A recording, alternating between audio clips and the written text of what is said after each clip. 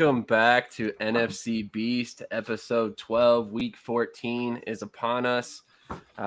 We've already seen one game in the books. It's been an exciting week so far. I'm excited for this weekend of games. So why don't we go around the table real quick and introduce ourselves? We'll start with the man to my left here, Couch Coach Live. Why don't you go ahead and start? What's going on, fellas? We're here once again, week 14 in the NFL season. I'm the Commanders here. I'm, here on a bye week, just sitting back and relaxing,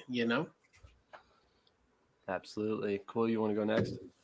So it's your boy Cool McCain, Philadelphia Eagles. Big game this week, big game every week, because apparently we don't play anybody. Absolutely. What about you, Wise? It's your boy WIZE, and I'm repping the Giants as always. And we have a big game this weekend. Listen, if we even come and show up, man, I'm happy with the game, man. But we want the victory. It's gonna be hard, but we still want the victory. Absolutely. And for anybody who doesn't know me, I'm Sam Shady. I run the Shady Sports Network. I am also an Eagles fan, as you can tell. We're missing our Cowboys representative at the moment, but we'll see if we can get somebody on here in a little bit. So let's go ahead and get into this week 13 of action, last week's action. So the Commanders and the Giants, tied. So why don't we go ahead and start with Wise this time? What's your reaction to this past weekend?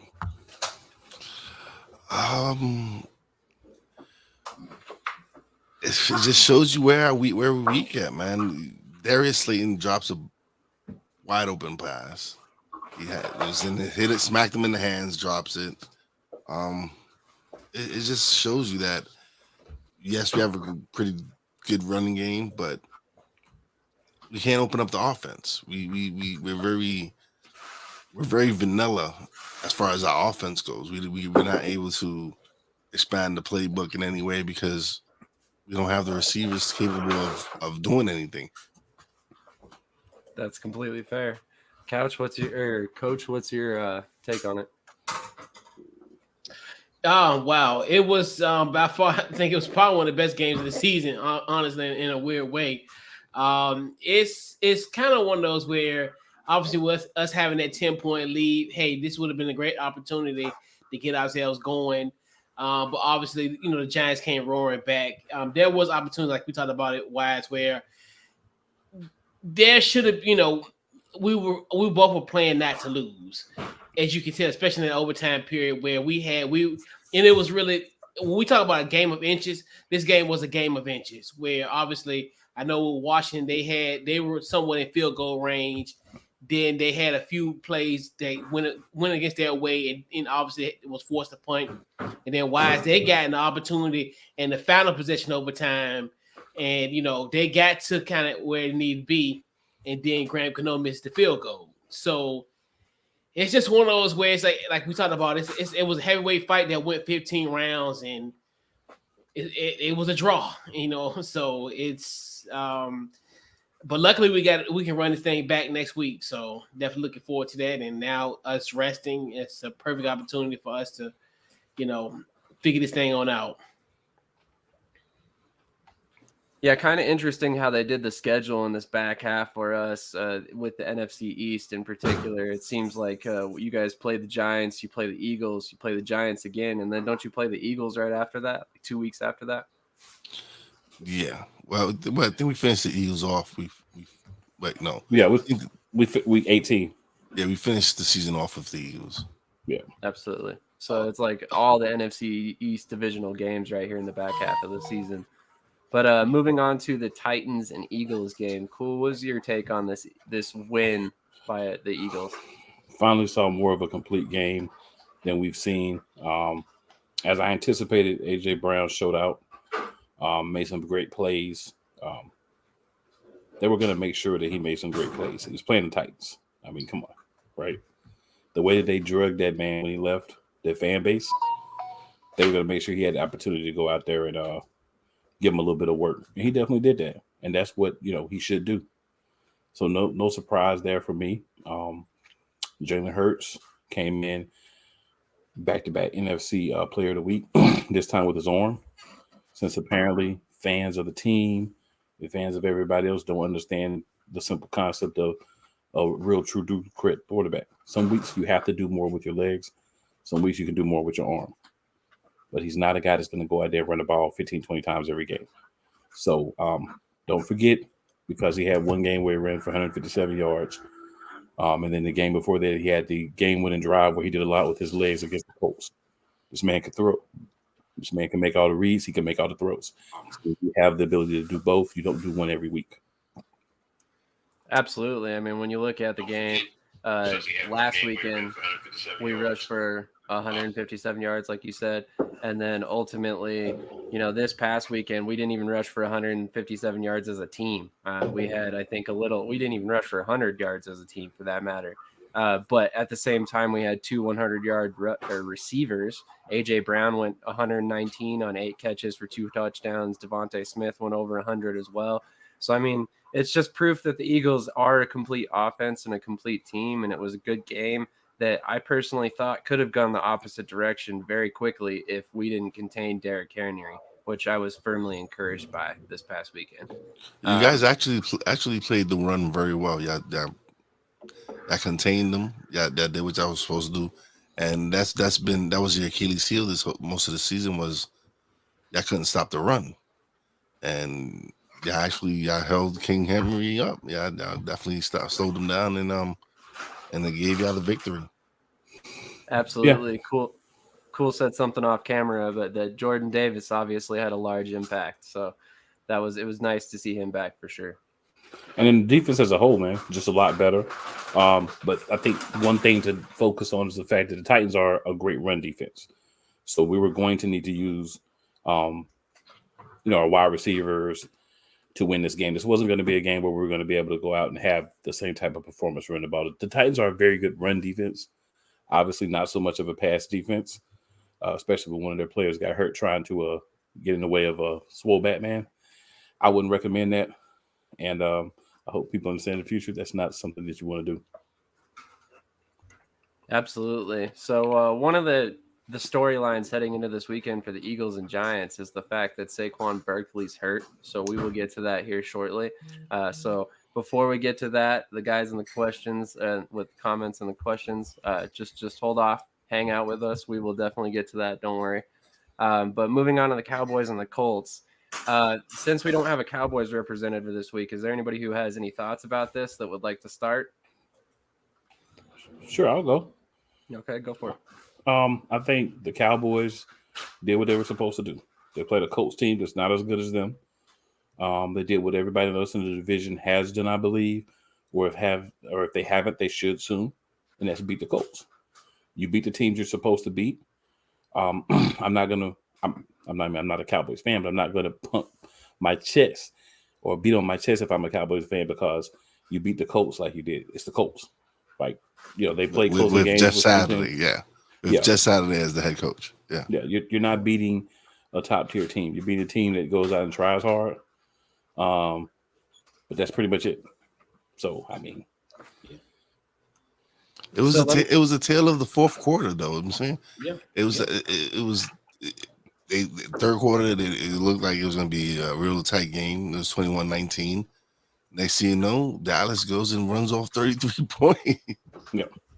And how often are they going to do that?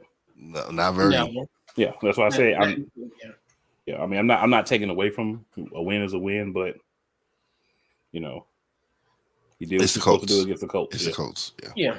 Like you said, it was fourth quarter. That's where, and that's one thing too, where we look at Dallas historically have failed in the fourth quarter. So this is kind of a thing for them. Hey, something to hang on their hat for this week. And like you said, it was a tight game. It was they had a 2-point lead going to the fourth quarter, and then just had a monstrous fourth quarter. But yeah, I mean, kudos to them for now, and we shall see. It's the Cowboys. I love the for now. By the way, listen, they've been having winners.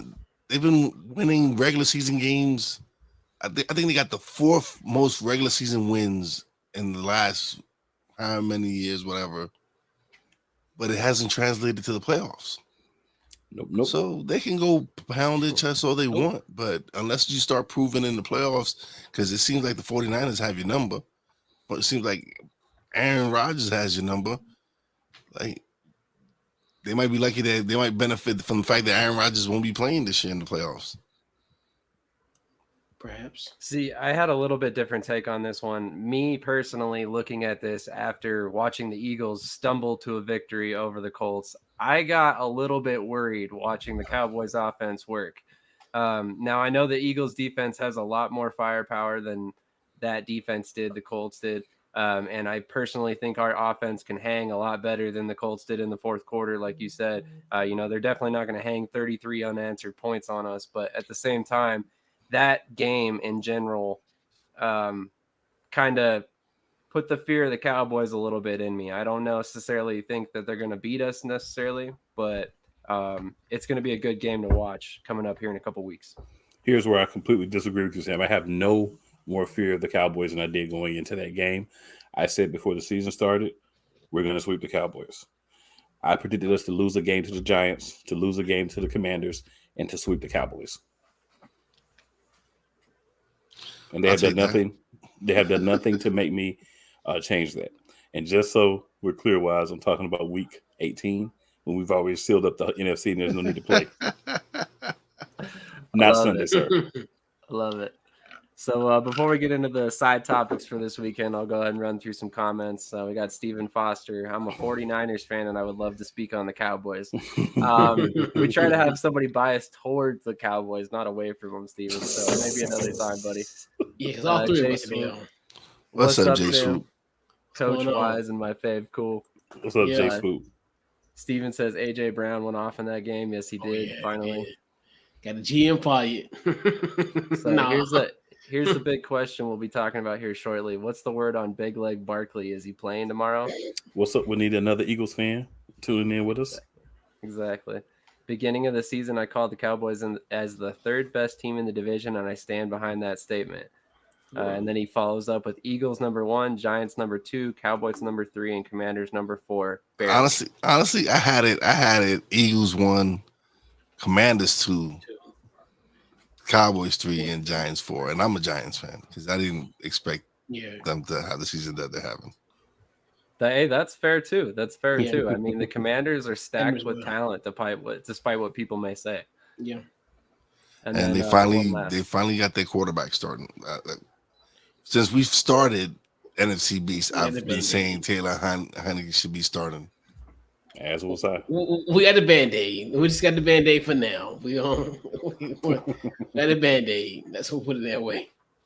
Absolutely. So moving on to next week, we're going to start with the game that begins the week, the Texans at the Cowboys. So given that we, again, don't have a Cowboys fan currently, who wants to start this one off for us? Do we really got to talk this game? It's the Texans.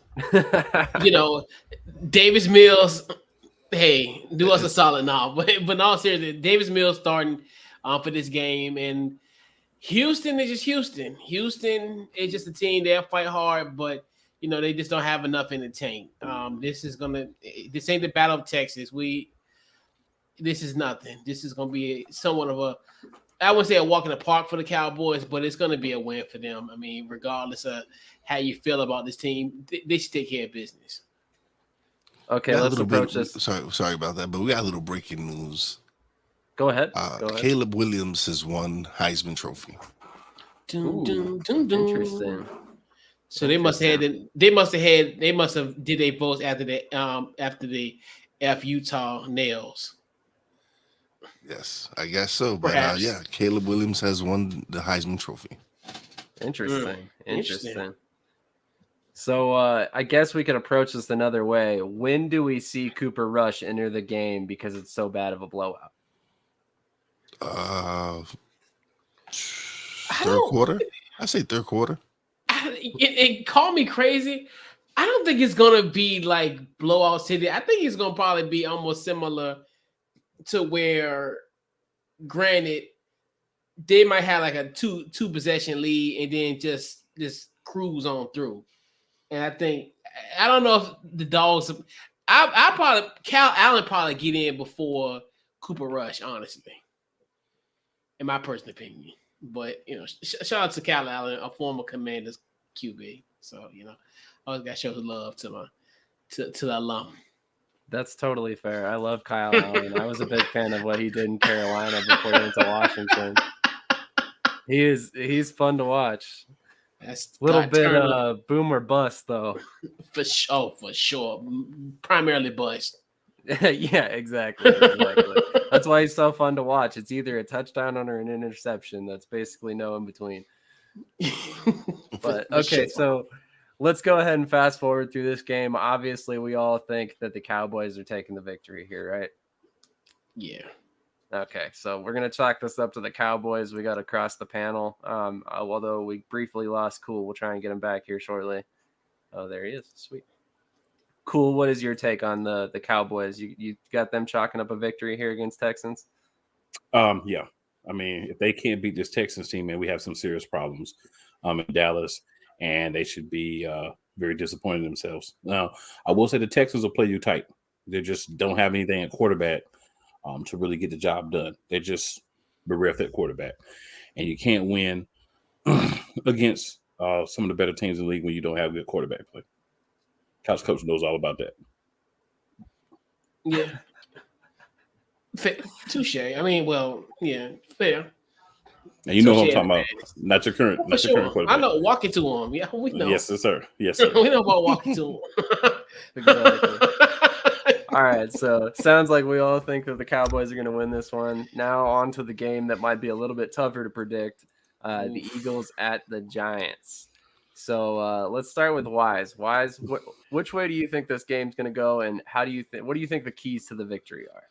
First of all, if Saquon isn't playing, it's a wrap. You might as well just hand it over to the Eagles because he's our best player. We don't, besides him, only other player that's been showing up on offense has been Daniel Jones.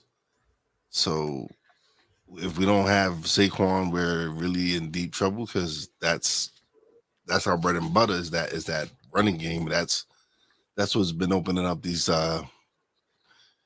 passes for Daniel Jones. So if he's not playing, we're in trouble. 100%. I mean, we talked already about the receiving core being shorthanded, losing Saquon Barkley to what could potentially be a fairly serious injury and being a neck injury. That's definitely not going to bode well for this offense heading into this weekend. Not at all. Do you think they have a shot if Barkley is healthy? No. Because Eagles have too much weapon. Their offense is way better than ours. They have too much weapons on that offense for us. And we have really solid defense. Our defense is not bad. Our defense is probably one of the best defense in the league when we're healthy. But they just have too much weapons, man. You have a receiver 1A and B in Smith and Brown. You have one of the top tight ends. You have one of the best quarterbacks in the NFL right now. He's playing lights out. He's not making stupid mistakes. He's making the passes he's supposed to make. He knows when he has to run it. He knows when he has to pass it. He's playing. He is playing some really great football for you guys. And as long as he continues to do that and don't make stupid mistakes, you should chalk up the victory. That's fair. Do you think Saquon ultimately plays in this game? No. I think, especially with his injury history, I know we need this win. We need this game, but it's not worth risking Saquon. We're just gonna have to go out and play our best without him.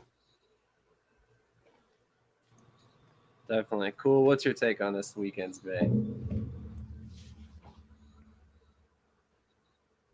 I think he's frozen.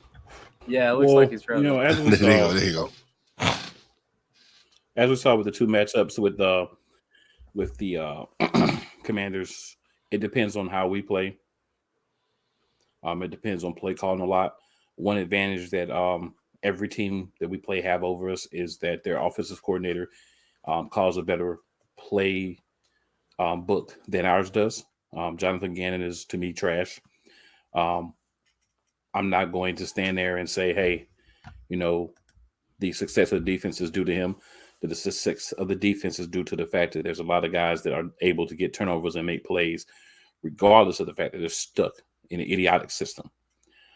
So if you come across a guy like a Brian Dabo who can understand what we've been doing, because all you have to do is watch the tape. Nothing changes. Just watch the tape. We're going to do the same vanilla crap that we've been doing. I don't foresee Jonathan Gannon coming out one week and then also saying, hey, let me actually call a good game. Like, I don't see that from him. So the one concern we have, no matter who we play, is if you have an offense that's smart enough to say the Eagles are going to sit back 7 to 8 yards, 6 to 8 yards, and allow you to make anything underneath most of the time if they're not blitzing. So if you have a team that can understand and take advantage of that, that's always going to be an issue. Now, like I said, you have guys that sometimes do things on their own, go off script, and that's where we see the successful plays at. But I'm very concerned with our play calling. I have been all year on defense, and I'm going to continue that. Now, special teams was also a big concern for me until last week. Last week, I saw a difference in that. I saw those guys actually go out there, run around, jump, play hard, be aggressive, put the Eagles in situations where they didn't have to march 80 to 90 yards every drive to get a touchdown. So with those things being different, I feel confident that the Eagles have a great shot to win the game. But the thing about it is, it's played on the field. It's not on paper. It's not on who has more guys healthy. It's how everybody produces on the field. If the Giants are able to do what a lot of teams haven't been able to do consistently, but that the Commanders were able to do the second time we play them, and take what the defense gives you, march down the field, be smart, and win a turnover battle, I mean, we could be beaten. It's already happened once this year, and it was a divisional opponent. 100%. I love everything you just said because, I mean, we already have seen that the Eagles are vulnerable. We're not, a team that's perfect by any stretch. And like you said, the defensive play calling leaves a lot to be desired, especially against teams that do have the firepower to ultimately beat us, like Washington did with Curtis Samuel and all these other guys that they have on that offense. If Barkley's in this game and Gannon continues to let the run game gash us, like he did prior to the Titans game this past weekend, then there's a good chance that we see the Giants take a victory this weekend. But it'll ultimately come down to whether or not Barkley plays, in my mind. But like Wise said, I ultimately don't think Barkley plays in this game, and we can probably chalk it up as a victory for the Eagles. But it'll be interesting to watch for sure. I think this is going to be a tight game regardless. I don't think it's going to be a blowout like the Titans game was, but I guess we have to watch the game to see exactly how it all pans out. Moving on to the final team of this weekend who have a bye, Couch Coach, what do you look to see from Washington this weekend, given that they have a bye? Essentially, just this week, hey, just relax, get off your legs. This is just going to be a week where just, you take care of your business. Just like what Ron Vera kind of said after the game on Sunday. You just want to just make sure that you're ready. It's only 4 more weeks left until the playoffs. You're playing your best football as of late. Just continue to play your good football. And obviously, us being 7-5-1, we're in the driver's seat. I mean, even though a lot of things going to probably happen tomorrow that may go in our favor and may not, but we still control our destiny. Obviously, and the beautiful thing about it all, our NFC East opponents, they're coming to FedEx. The only 2 opponents we got left is going to FedEx. All we got to do, we got the Giants at home. We got the Cowboys in Week 18.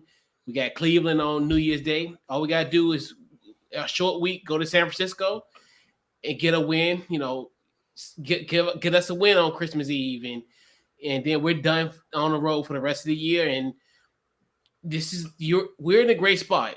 I never thought when we were sitting here, after the Tennessee game, essentially heading to Soldier Field, in that Week 6 matchup against the Bears, that we'd be sitting here at 7-5-1, and pretty much, I wouldn't say in the driver's seat, but we're in a very good position. We pretty much backed ourselves in the corner and literally getting ourselves out. We're crawling out the basement of NFC East. So it's a great feeling. I mean, the bye week actually worked out perfectly for us. Absolutely, I would agree. There's a couple key players this weekend that could end up coming back from injury due to the bye week being placed the way it is. I mean, Dax Milne, your guys' return man, who's been pretty electric this season. Benjamin St. Juste, a guy who's stepped up pretty solid at cornerback, and then Trey Turner, a guard as well, that is definitely a key piece of that offense. But then also, it's coming at a key time because, like you said, you play the Giants again next weekend. So you kind of need these guys to get healthy to go against a pretty solid Giants squad. And you guys will be probably playing for positioning if this weekend falls the way we think it does, which, would put you guys at 7-5-1. And ultimately you could sneak your way into the third NFC East playoff spot, which seems to be what we're trending toward. Yeah.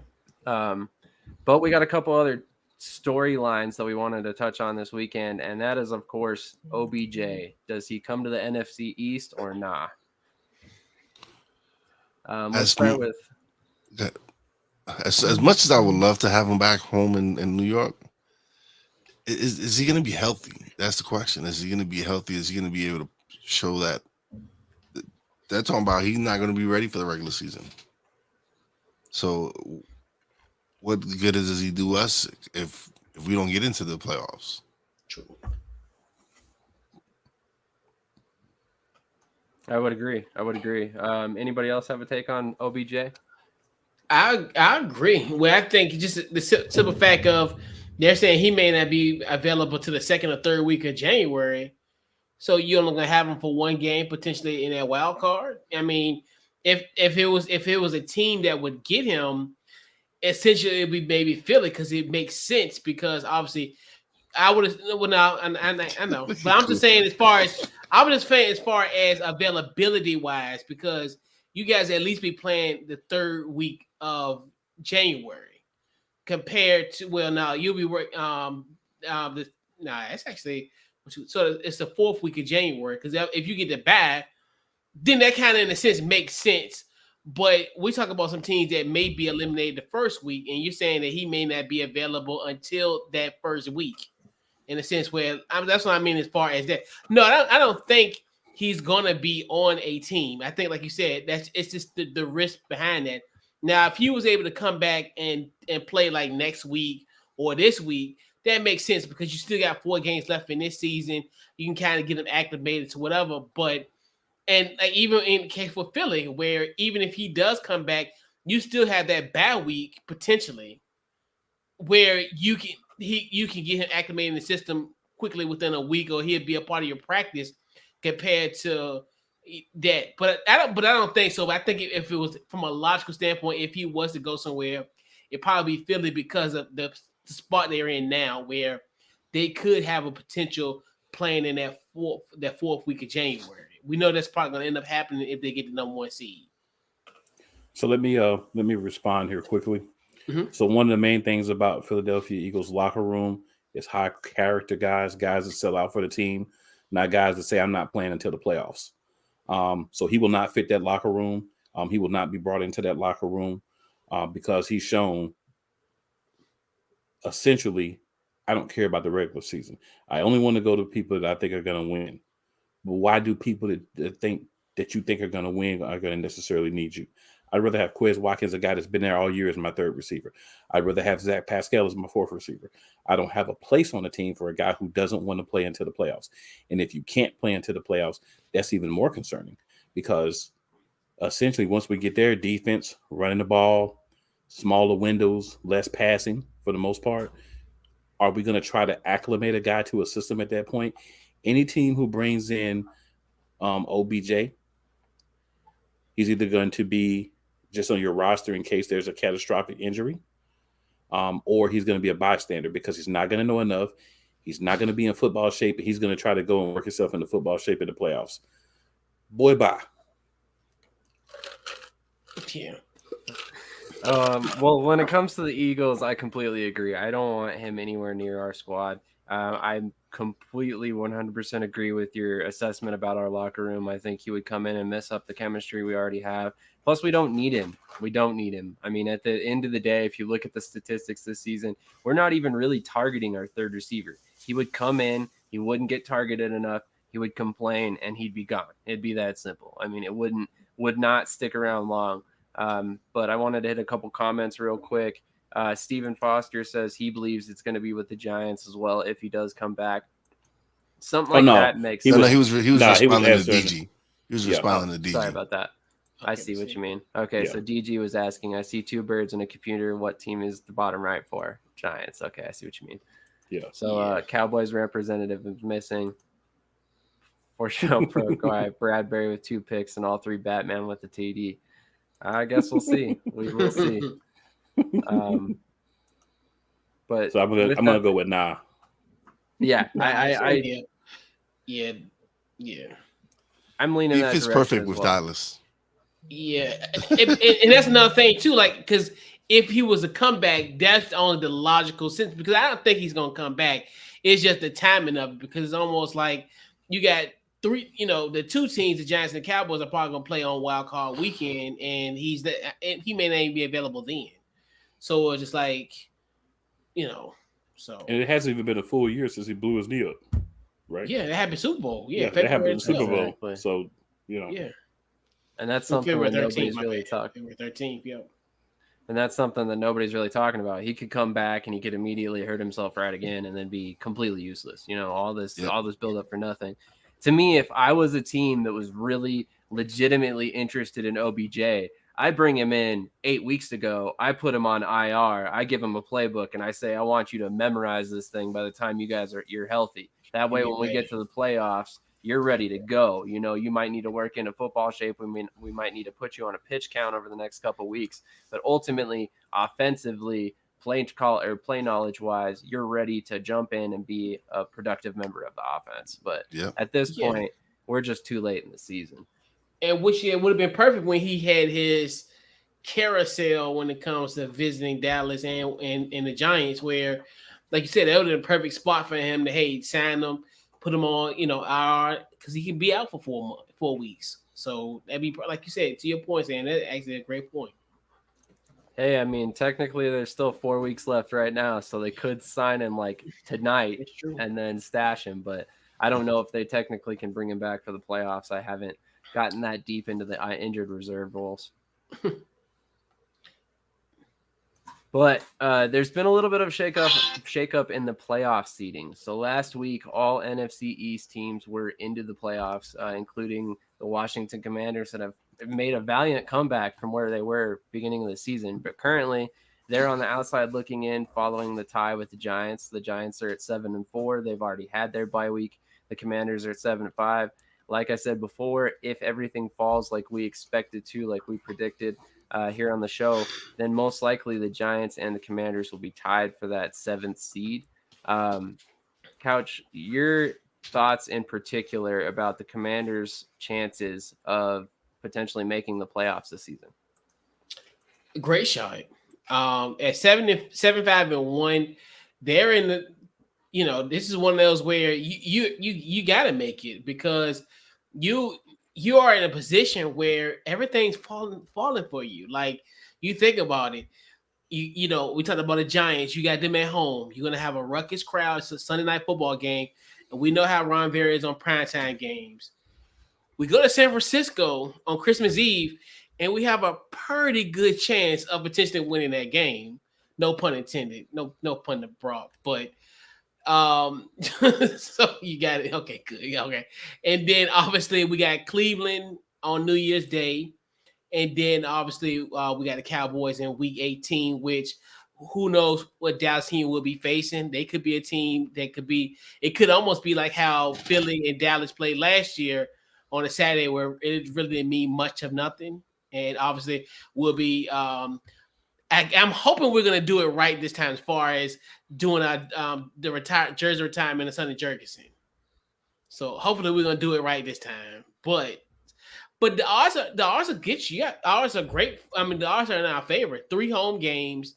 It's at a point if you don't make the playoffs, that's gonna fall on you guys. Like you're the final 4 games, 3 of them at home. You have no excuse. Yeah. Absolutely. I don't want to say it's an easy stretch for them, though. I mean, looking at the schedule right now, they've got the Cowboys, the Giants, the 49ers, and the Browns. So, I mean, outside of maybe the Browns, which have Deshaun Watson back at this point, and we'll have a few weeks in that offense at that point, this is definitely going to be a tough stretch for Commanders. So it'll be interesting to watch them. But on the flip side, the Giants have some tough games coming up as well. Do you guys think there's still a possibility that we see all 4 teams from the NFC East in the playoffs this year? No.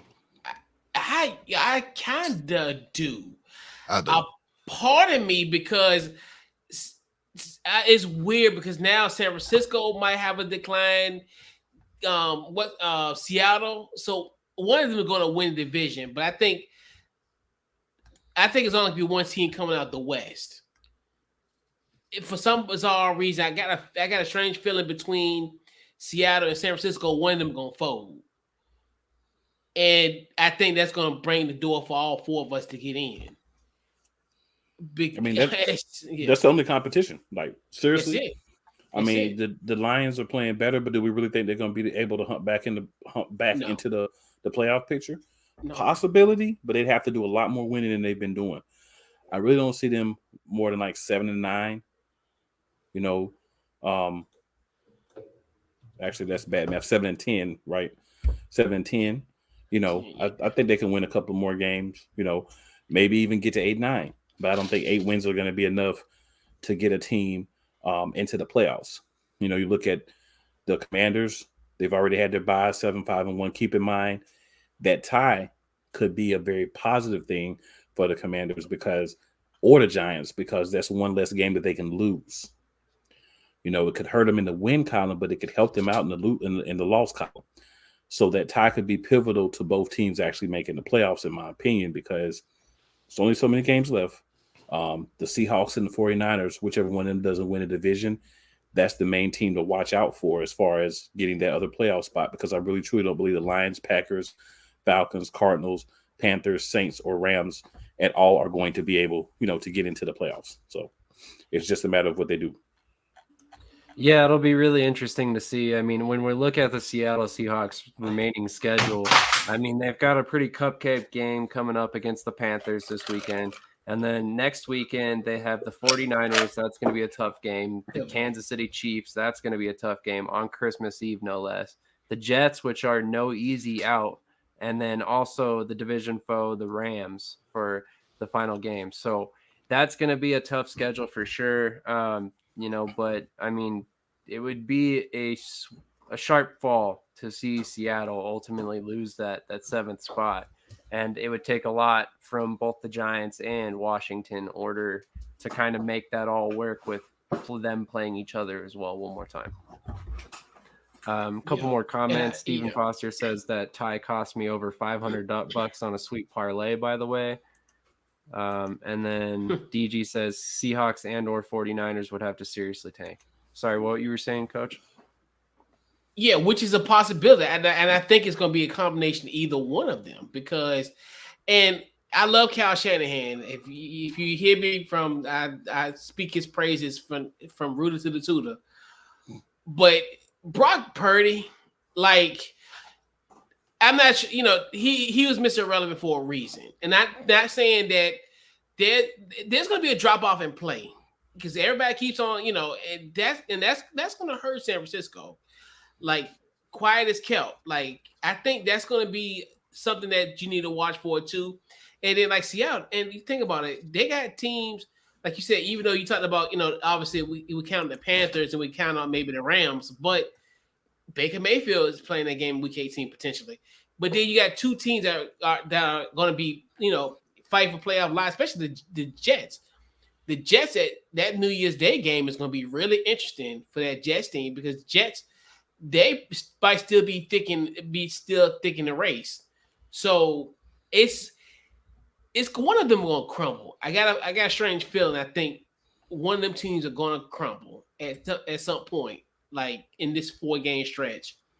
But I definitely think it's I'm still curious about the Seattle. I mean, not Seattle, but I'm still curious about San Francisco as far as now with Brock Purdy as a quarterback.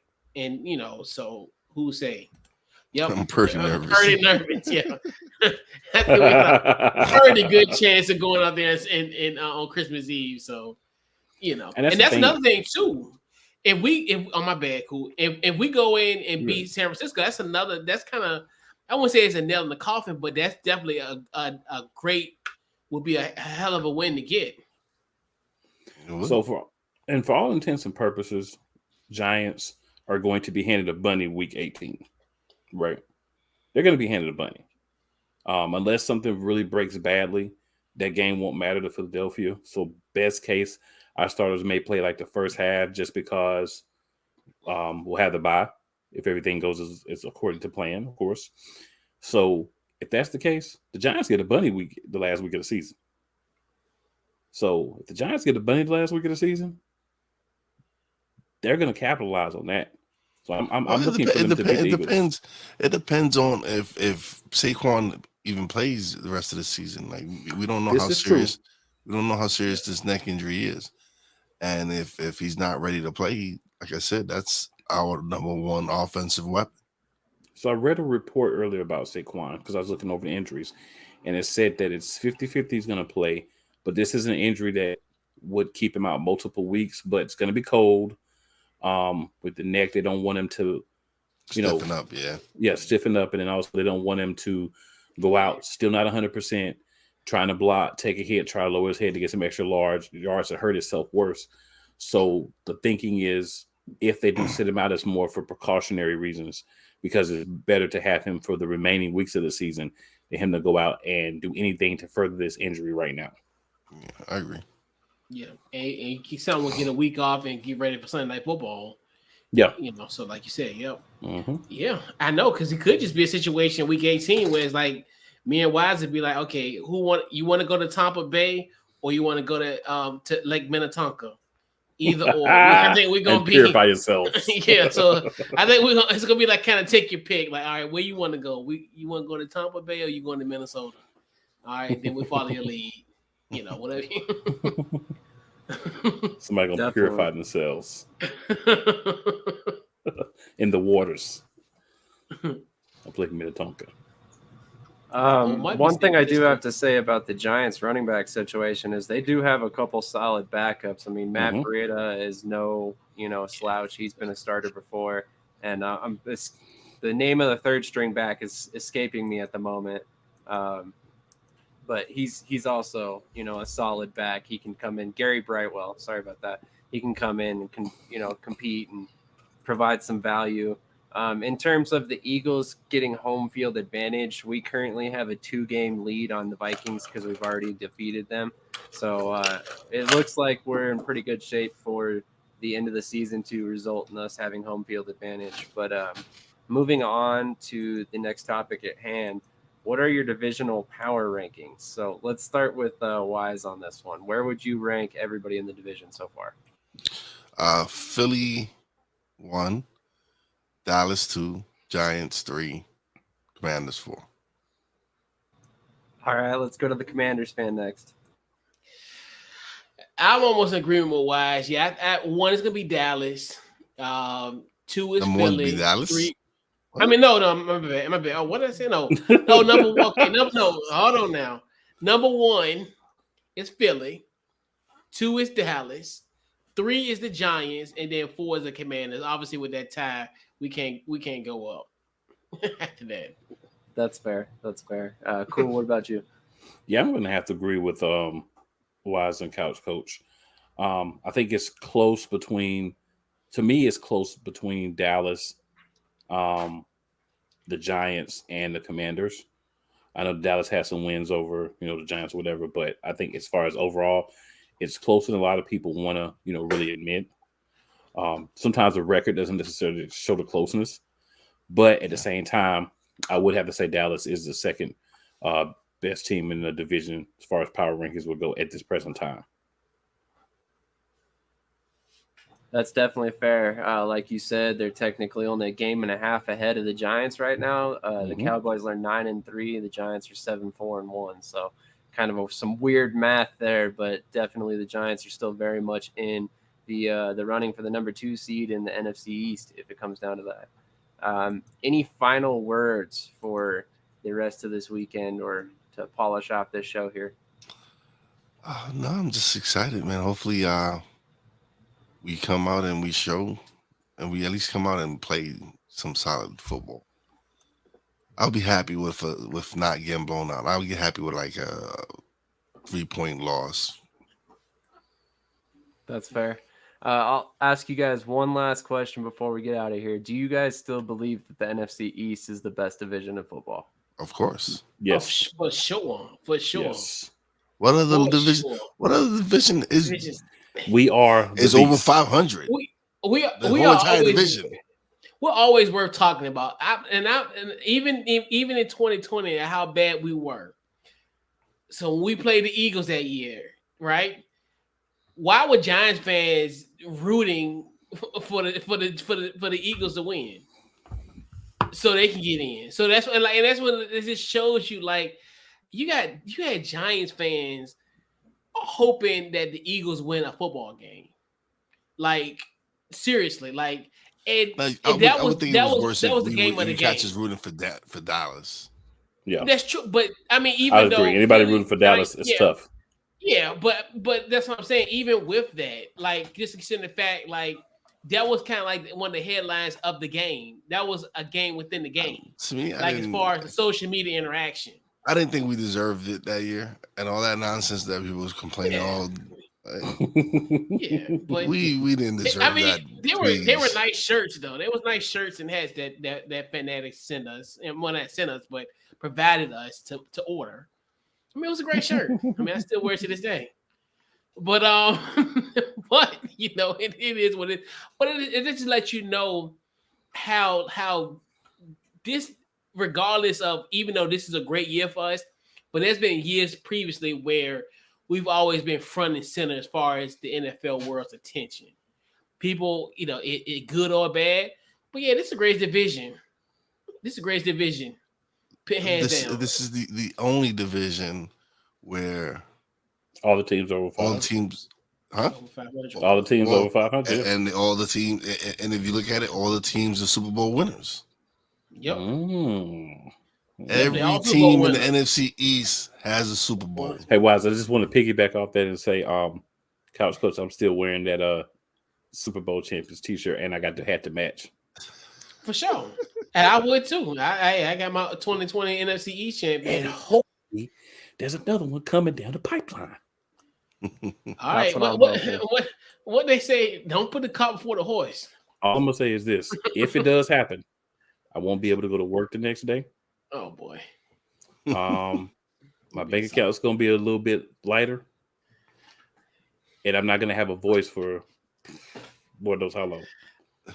Y'all gonna be so insufferable. Like, insufferable. Insufferable. Oh my gosh. Agree. I felt I was like, oh, I was happy that night, but then the next morning I was like, oh my God, it's gonna be might be the worst thing. In Pennsylvania. I live in Pennsylvania. So you could imagine the Eagles fans that I had to I may even be up there for the parade this year if we win. Work be darned. How many times are we gonna win the Super Bowl? How many times I'm gonna have to go to work? I'll be there. We win the Super Bowl. Forget that. I'll be at the parade. And then you got Jason Kelce gonna wear some type of mythical, weird outfit. He already do it already now, but with an anime, I'm gonna have an anime T-shirt. You know, honestly, that's one of those kind of side storylines that nobody's really talked about either. This might be Jason Kelce's final ride. You know, it might be. I don't want to talk about riding off into the sunset. I want to talk about it. That's why I'll talk about it. I imagine like it's not there. I imagine like it's a huge elephant in the room, but I'm just turning my face the other way. I don't want to talk about it. Yeah, that's fair. Your boy, did go hurt so good might have a statue out there. Exactly. Yeah, exactly. Hey man, all I can say is I'm gonna just say fly Eagles fly. I know where I want us to be, but it's the same place I want us to be every year. We just actually look like we could get there this year. So, you get that first and then you see what happens. But Agreed. I can guarantee y'all if the Philadelphia Eagles do make it to the Super Bowl, I'm not going to say win, but if they make it, I will be covering it. There will be several videos on the Eagles Elite and the play callers for me interviewing players. I will go and interview the kickers, the punt returners, right? While everybody else want to interview A.J. Brown and Jalen Hurts, I'll try to get them, but I'll go interview Zach Pascal, Bree Blankenship, N'Kobe Dean. Give me the long snapper. Yes, give me the long snapper, give me the kicker and the punter. I'm trying to get as many people as I can to ask questions and get them questions. Real talk. And get last year. And get my boy Springer legend Kavon Wallace. Talking about my boy Kavon Wallace. If he up there, let's go. If he up there, I'll get him too. Yeah. You know what I'm saying? Yes, sir. Absolutely. Shout out to Kavon Wallace. Well, hopefully we can start making arrangements here soon for our Super Bowl trip. I'll have to meet you up there because that would definitely be a good trip, a good excuse to take an early vacation this next season. So if we win the Super Bowl, I will be at the parade this year. Where's it at this year? Arizona. Arizona. Yeah, it's back in Arizona. Yep. Arizona. There you go. You remember in the preseason when people were talking about are the Cardinals going to be able to make it to the Super Bowl in their city? I'm like, no, they're gonna have a new head coach before the Super Bowl. I was gonna say exactly. He'll be fired before the Super Bowl comes around. That's maybe a new quarterback too. Possibly. Maybe. But with that being said, I think this is a perfect time to tie a nice tidy bow on this one for the night. So let's play this amazing outro made by Cole Johnson. Just wanted to shout this out real quick. If you need any video work done, hit up Cole Johnson because he makes beautiful masterpieces like this.